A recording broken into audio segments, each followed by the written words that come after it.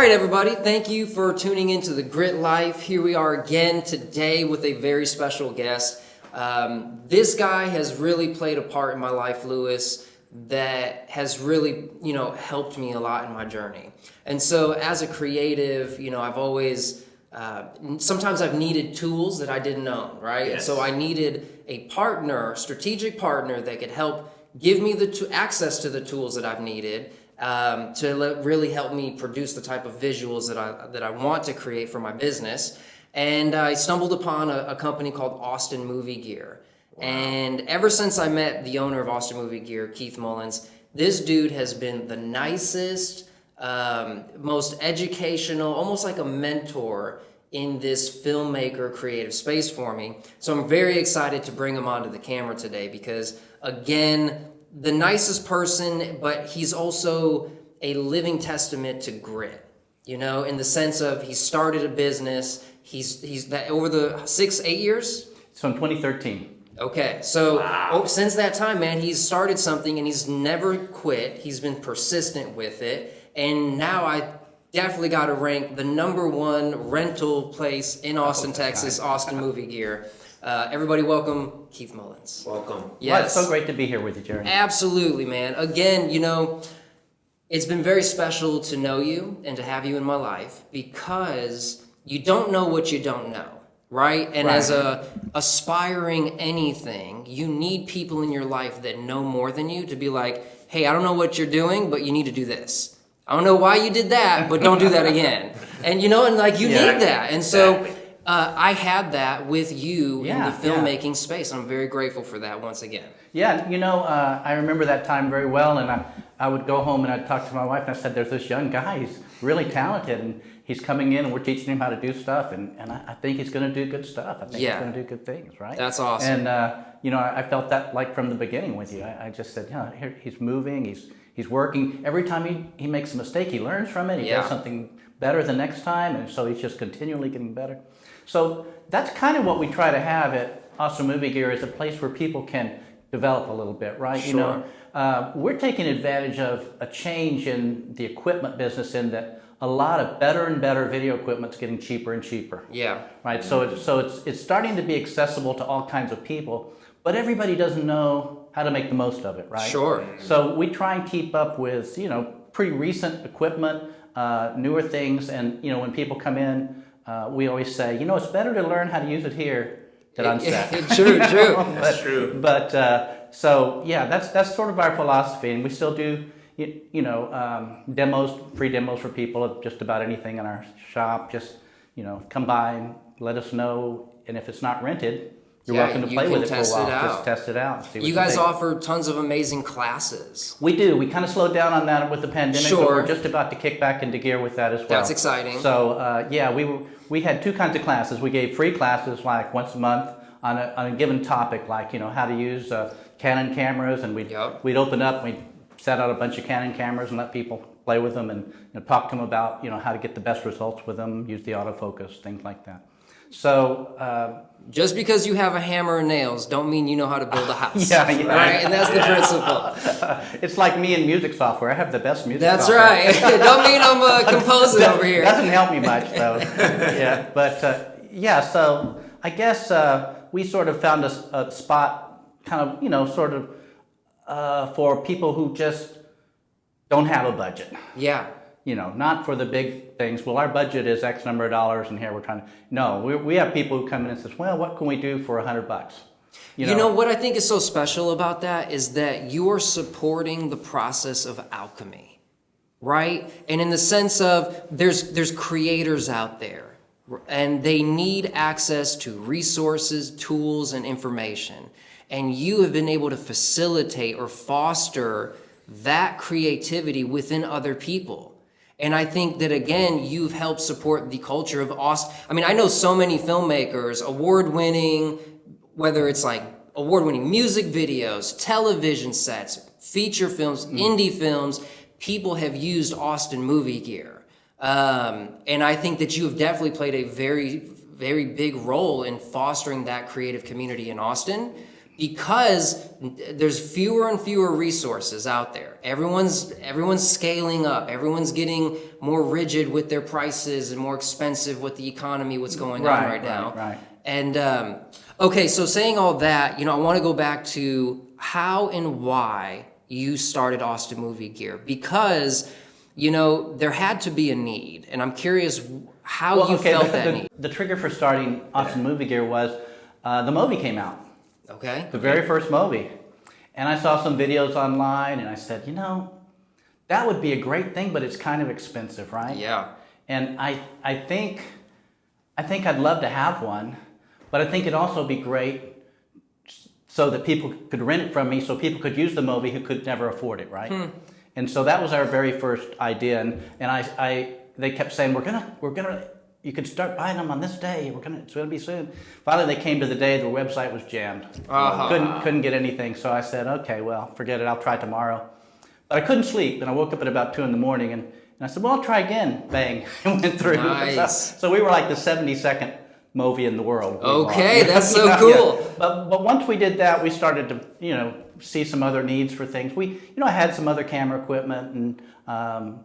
We started to do a little bit more, and then we started to find out what people really needed, right? Yeah. Which is sort of our process. We buy stuff as we figure out people need it, right? Sure. And although I bought stuff that I thought everyone needed that maybe didn't turn out, but a lot of times, and I have to say, well, it's not always just what I want, it's kind of what everybody wants, right? Yeah, right. So we work on it that way. But my goal is to keep the stuff cheap enough that people can afford to shoot movies for themselves, right? I love the people who come in and they say, I'm shooting a personal short film. And that's great. Yeah. I love that. Those are great kind of things. Of course, we get weddings and all sorts of other stuff as well, but it's really fun to work with the people that are doing the creative projects, right? Yeah. Those are always great to be around and fun to hear about, and then they send us a link, we get to see it. It's great. It's really a nice thing. Researching you, I found out that you're an author and photographer, published photographer. You had the whole book. You have 2 books on Amazon. Yeah. And that's pretty amazing. Wow. Good for you. Again, I think there's something really special for someone, and this is something that we all share, and I think all gritty people share this quality, but it's like you believe in yourself to a certain degree where you have to create something outside or external. And I think that takes a lot of confidence, it takes a lot of vision, it takes a lot of fearlessness.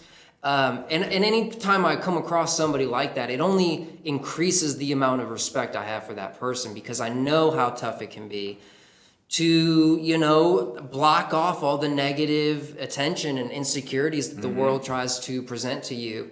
And if you don't stay mentally strong, you'll never step out and do those things. Right. And I just find that inspiring. And that's great. And my wife says it's impossible to hurt your feelings. And I said, no, it's not. No, it's not. Be careful. But no, you have to have a little bit of a thick skin when you're doing things. It's a rough world in some ways. And totally.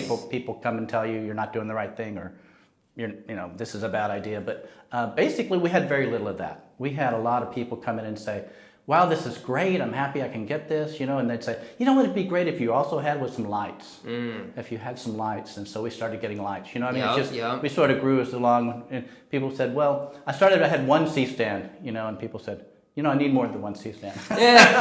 So anyway, it's a learning process, and I've had a great group of people that have worked there and worked with me. Definitely. Who are filmmakers in their own right and do their own things. Christian Russo, who worked a long time with us, just finished a feature. Yep. And he's I think he's just about got it sold. Nice. So okay. He's doing great. So it's good to be around this. It's good to be around people, and I learn a lot, and we get a chance to just be part of the Austin community. Right? So on the Austin community, what's your take on the film community right now? And not just film, but the content creator, videographer type of community. What's the pace on that? Well, 2021 post-COVID. It's really interesting. It's very, very interesting. So when the pandemic hit, it was bad. And, we went down to just me for a little bit. Yeah. And, but, what happened as a result of that is a lot of companies started realizing, well, we need to do more online. We need to do more with video. We need to have some more presence. Like I know Jared preaches all the time. I was about to say, you got to build that digital brand. Yeah, but But so I think what's happening right now is that people are figuring out that they can do more with video. They did the streaming thing for a while. They figured out some things about it, and they said, you know what, we could do more with this. And so a lot of independent, camera guys are getting a fair amount of corporate work now. Sure. From people who just want to have some sort of presence on the web, want to have something to look good with. It matters. Yeah, it definitely matters. And I'm definitely appreciative of if video wasn't important before this, it for sure as hell is important now. It is now. It's more important now than ever. Like I said, I think the trend is up. Yeah. And, this year was a crazy year and all the new cameras that came out and stuff, I was thinking, wow, all the new cameras when nobody can buy them. Right. But it's gotten better and, we try to keep up with the cameras and things, and we have a lot of new cameras, but it's also a learning experience, right? People come in and they get a new Canon camera and they say, well, these menus, they're not the same as my old Canon camera. And say, sorry. They're different. You're gonna have to learn them again, it's a right? whole new learning process. Yeah. If that is not consistent throughout the whole journey of grit, is just like every new level, you have to learn new things. Right. And sometimes you have to take those stepping stones of small failures so that you can keep working towards the big win. Right. And there is no failure if you never give up. So it's like, as long as we're persistent in the quest for bettering ourselves and solving the problems that we face, dude, that is the story of grit. Right. I'm always thinking of ways to make better low-cost films. What kind of techniques, what kind of things could we offer?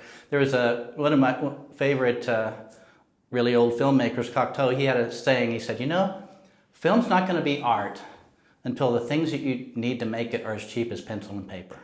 Ooh. And, there's a little truth to that, and it's not as cheap as pencil and paper yet, but it's getting closer. It's getting a lot really close. You can get cameras now that look as good as anything. And lights. I mean, the iPhone. Yeah. You got an iPhone, you could shoot, something. Yeah. Everybody can do things now. It's sort of crazy. There's just so many different things that people can do, so many different ways to do it, and people are doing it. It's great. Okay, so do you think... what's going to happen to the filmmaker when we stop shooting video or watching it on 2D screens and we start, whether it's the opticals or the lenses or the chip in the head? What's going, what do we do? How do we transition to the future? Whatever is the form of media that we end up with, right?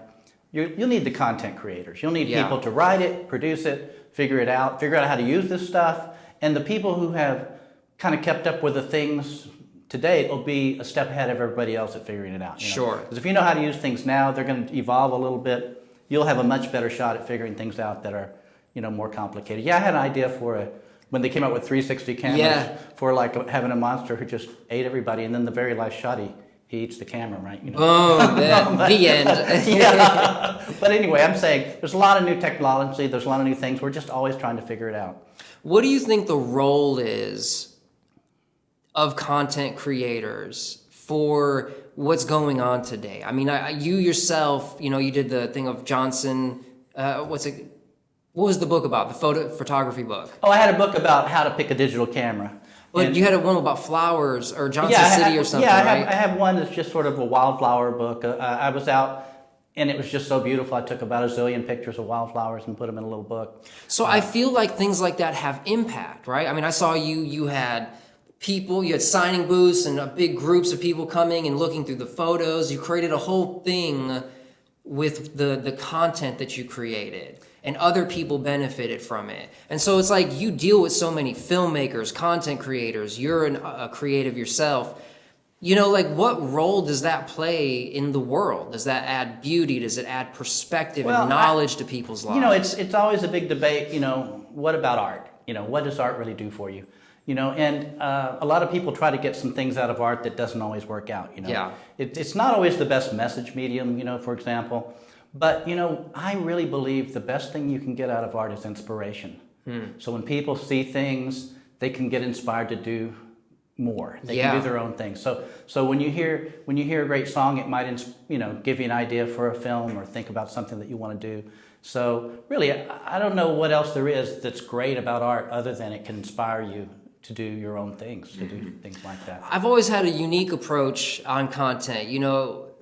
I've felt many times like a little out of place going to Austin Movie Gear because everybody there is so passionate about like a feature film they're working on or a comedy thing they're working on. And here I am shooting commercials. Like, I'm not trying to get on too artistic, right? But I'm just trying to like get something that is so on point, communicative wise, that it's strategic and effective, and it's not about the flash. I mean, I like getting flashy in movements. But you're really telling a story. When you do a commercial kind of thing, it's very similar to a narrative film. You're telling a story, you know, that has a punchline a little bit, but I mean, you're still telling a story. There's a purpose behind the message. Behind it, but there's a lot of creativity to it. You know, some TV commercials are amazing. Yeah, amazing. Scientifically just amazing. Yeah.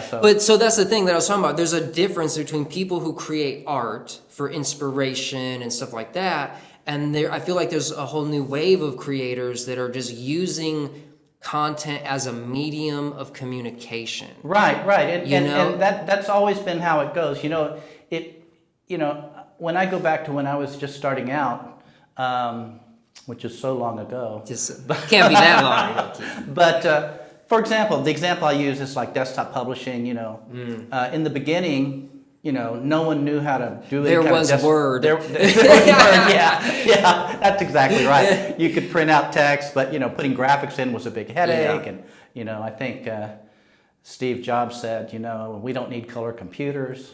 You know, I mean, it was a different time, right? Sure. But as it developed, it became part of our culture.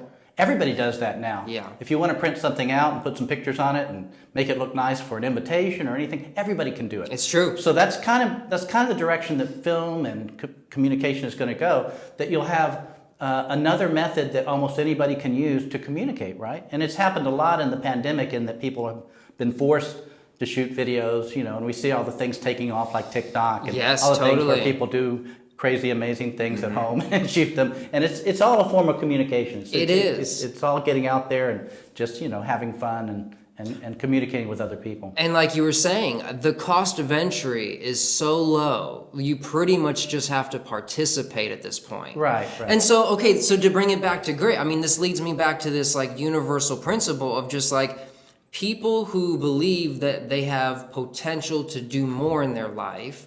They come to a certain point where they have to realize it's like, okay, what gifts do I have to give to the universe? Right. How do I want to be perceived? Right. Who do I need to connect with? And then once you come to some of these conclusions, you realize that it's like, well, man, I have to start making some content. I can do that. I have something to say. Yeah. Yeah, there's a famous Picasso quote that he says, you know, every child is an artist.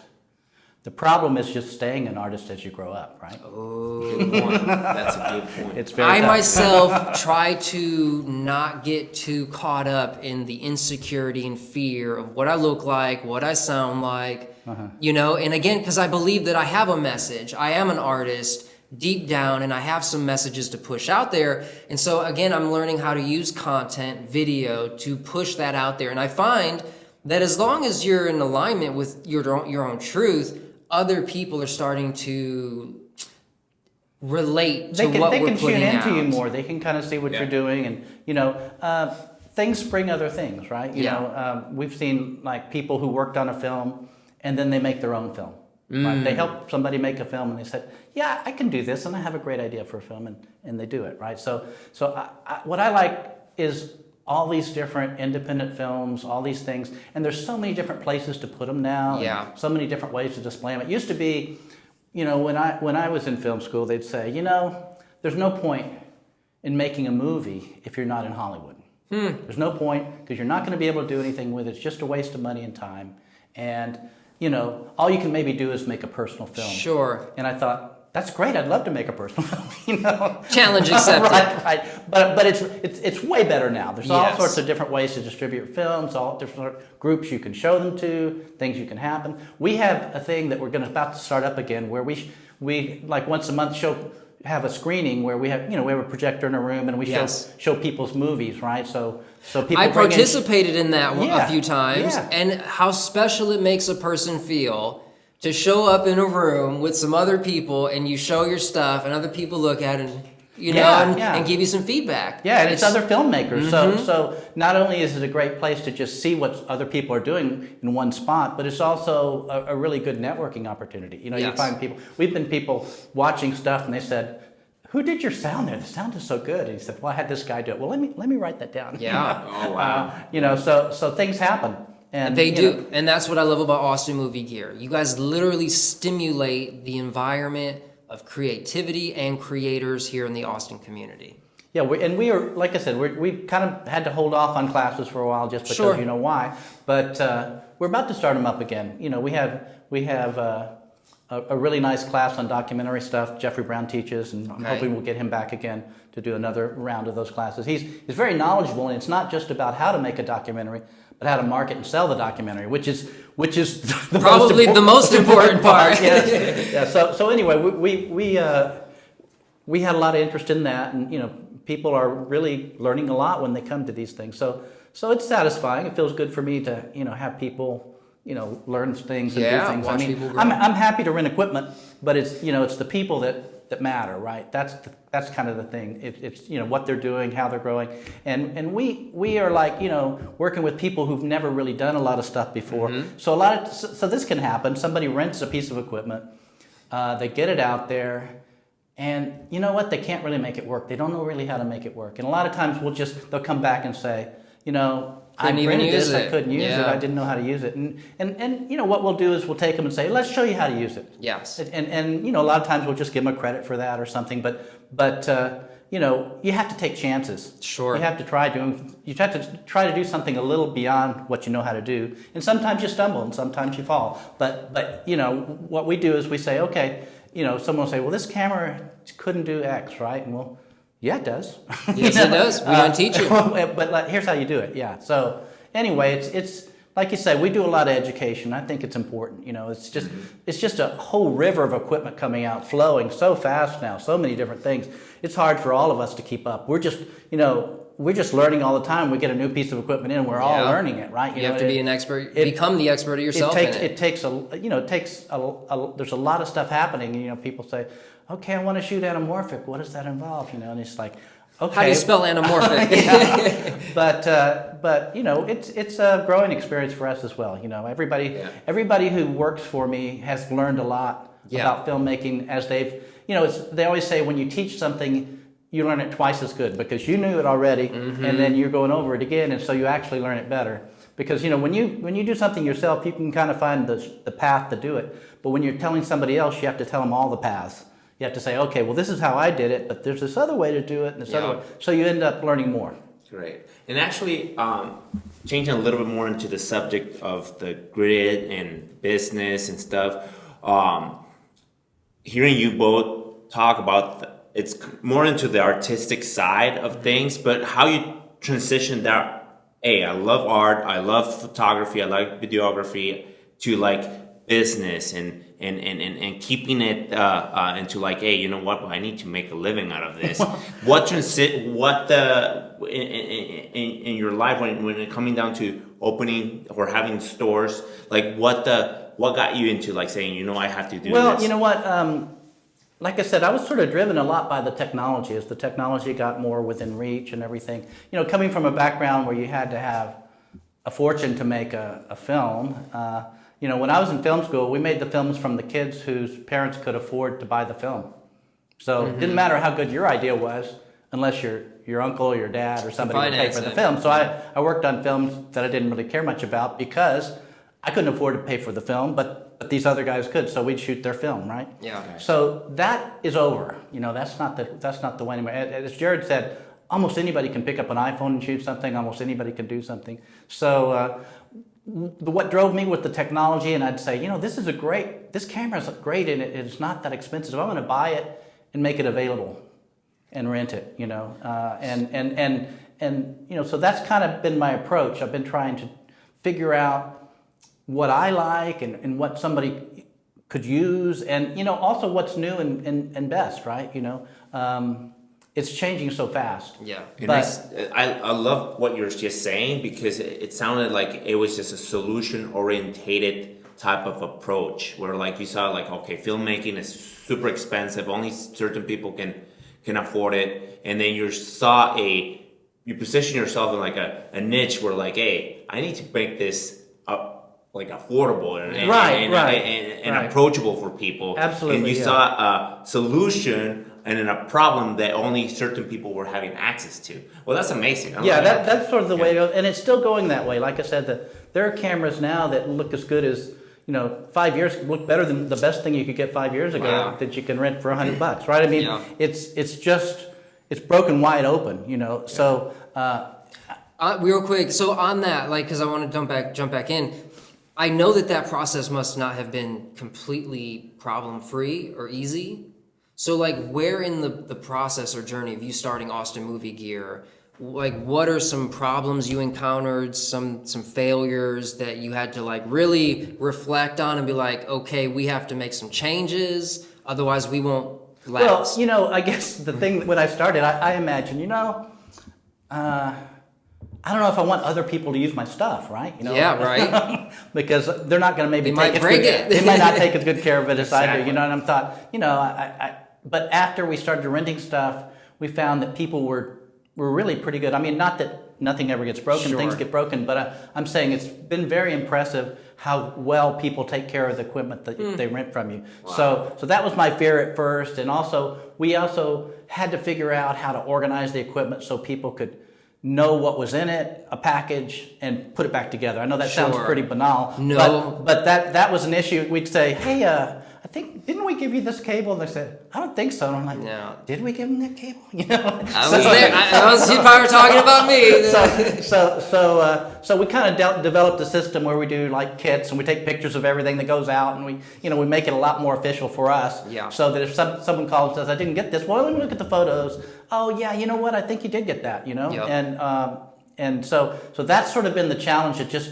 It's a lot of stuff. Process. Keeping track of all the stuff, keeping it in kits, keeping it in things. When a cable gets lost, buying another cable. Every day I buy 5 cables probably, but there's always something happening. So the big challenge for us was just, getting over the fear that, I'm going to send this out and this lens is going to come back all scratched, and it's an expensive lens. That's going to make me feel bad. Yeah. So it was mainly internal. We had to kind of get over that. Got it. But the more we did it, the more confidence we had in the people we were renting to. And, we've been very fortunate in that we've had great renters and people that really take care of this stuff. And if they're having an issue, they call us. They don't just try and do something that they don't know how to do. Like I couldn't get this to work, so I got my grinder out and I shaved it up. Don't worry, I fixed it for you. What I can see there is like you just put a lot of commitment and you put a lot of passion into like knowing your craft. And when once things start developing as you're renting like equipment and stuff like that, you start figuring out ways to like make it more efficient. But if you had to choose between like, okay, I have my passion, which is like videography and cameras and being an artist and other, but I also have business. Which one, like, did your passion develop the business, or your business mindset developed your passion? Well, I think the business came out of the passion, Okay. probably more than anything else. And it is a balancing act to try and make sure that I have enough time to do things, keep me fresh, and also do the things that we're doing. So yeah, it's a bit of a challenge. There's a little bit of tension there, but it's one of those things you work on. You work on all the time. What advice would you give some creators out there, wanting to do some, again, not having all the tools they need, they still have a lot to learn, as far as the persistence part of the journey, like what are some things, some habits, some mindsets? Well, you know what? I mean, when I was starting out, we had a great friend in the family who was a really good director of plays. Okay. And he ran theaters. He knew a lot of stuff. And he told me when I was starting out, when you're starting out, you need to use everything at your disposal. Sure. You need to use everyone you know. You need to tell everybody what you're doing. You need to try and take advantage of every situation that you're in. You can't just halfway go. You have to just say, okay, I'm going. We're all in. We're doing this, and that'll increase your odds of success, because the more you kind of get other people, and that includes like networking or finding other people. And in Austin, there's so many talented filmmakers that if you just decided you wanted to make a film today, but you didn't have any technical people, you could find true. a camera guy, a sound guy, lighting guy very quickly. Yep. And you know, and you know, a lot of times we have these volunteer projects or very low budget projects, or you know, and typically I've seen that DPs and sound people will charge less for a personal project than they will for like a corporate project. Sure. Right. So there's some awareness yeah, there. So in Austin, at least, I think there's a very friendly environment for making your own films. Yeah. Very nice. And you know, you want to network, you want to meet people, you want to learn all you can about the art of filmmaking. You know, watch movies, figure things out. You know, if you like something, why did you like it? You know, start to analyze Breaking that things. down. Yeah. Yeah. So I think there's, you know, and what's amazing to me is how visually literate everybody is these days, right? Yeah. They you know, everybody can talk about every kind of film out there just about. Sure. And there was this scene where they did this big wide angle shot, you know, and you know, people know what they're seeing. So so that's half the battle. If you can see things, then you can make them. If you can see it, then believe it, you can achieve it. I'm not saying that. Yeah. Yeah. No, I know what you're saying, but it's really, you know, I mean, it's getting so common that everybody has this visual sense. Yes. That there's a lot to play with. There's a lot to work with, you know. And that's why we find ourselves in such a visually stimulated world right now. Yeah. Yes. TikToks, Instagrams, all this stuff. Right. YouTube, yeah. Yeah, it's just exploding. There's so Yeah. many different things. It's so hard to keep up. You know, we're doing our best, but it's a lot of stuff. Yeah. A lot of things happening. You know. I remember I as a younger person, I started shooting videos in like 2005 or 2006. And YouTube, I mean, it just came out. It wasn't even like... Right. Not everybody had capability of making videos and putting them up online. Right. And so, you know, again, the environment that we're in now is way different from what it was 2 decades ago. Absolutely. And the importance of that is that there's no excuses. If you have a message, if you have an art, a craft, a business, anything you want to do, if people learn how to create content, figure out how to communicate through video and photos and copy, the world is your oyster. Absolutely, You can achieve anything. Absolutely. And so, go ahead. Yeah, and I was just going to say there's a lot of programs that give grants for filmmakers and things. So you have to kind of explore those, see what you can find. A good friend of mine, Dashade Moonbeam, you know, he Yeah. had a series of grants through the Austin Cultural Development Program, and I got to work with him on some of those, and we created amazing, just artistic pieces of content, and it had message, and it was beautiful. But again, we got to do that because of the city of Austin and through their grants. Right. And that is available.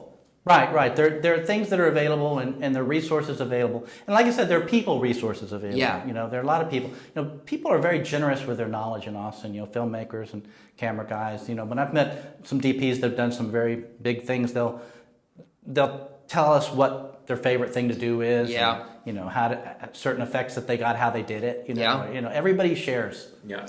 The greatest levels up I've ever gotten as far as my videography skills have been, I've met a couple DPs through Austin Movie Gear, and I've paid out hefty day rates to bring them on set. And doing that a few times, it's like, whoa. Like, I definitely hired somebody above my pay grade, but through you and Austin Movie Gear, the connection was there, and they humbled me by coming on to set and letting me peep game.